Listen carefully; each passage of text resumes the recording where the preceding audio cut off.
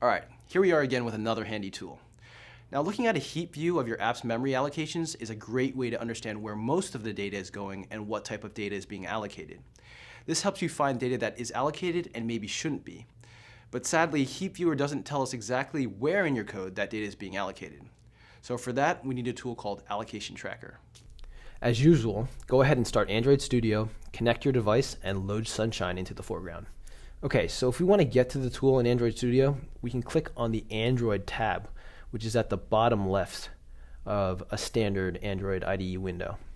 This is going to open the Android DDMS tab. I'm going to go ahead and enlarge this so we can see this a bit easier. So the DDMS tab shows the devices and logs related to your device. Now, depending on what you've been working on in Android Studio, this tab will show different views. Make sure the Devices tab is the one that you have selected, and we'll go ahead and select the Sunshine app. Now, next in the left margin, go ahead and click the bottommost icon, this one right here. The icon has a Start Allocation Tracking tooltip. Okay, so the DDMS tab shows the devices and logs.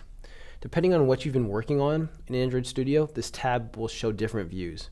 Make sure the Devices tab is selected and select Sunshine. Next, we're going to want to go to this left margin and click the bottommost icon. This has a tooltip that says Start Allocation Tracking. I'm going to go ahead and click it. You can see we're enabling Allocation Tracker here.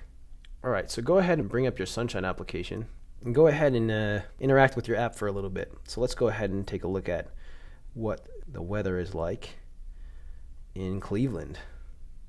Fortunately, looks like there's some rain tomorrow, but a high of 74. Humidity is 93. Ooh, sticky.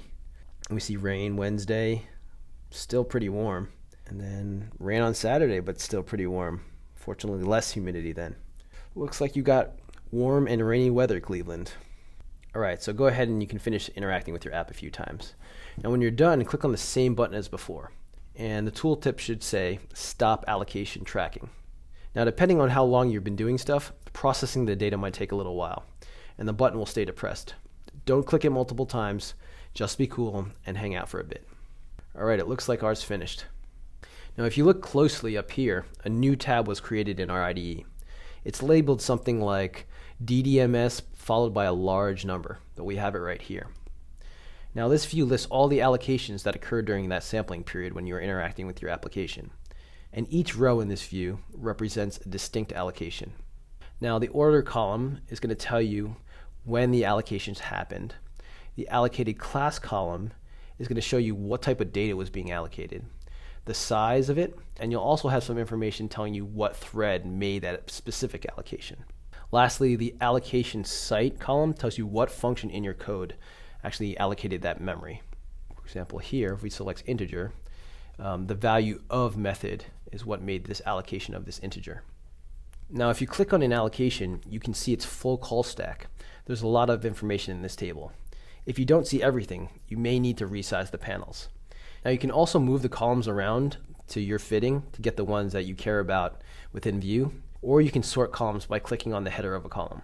Now, obviously, this tool is super handy for tracking down memory churn.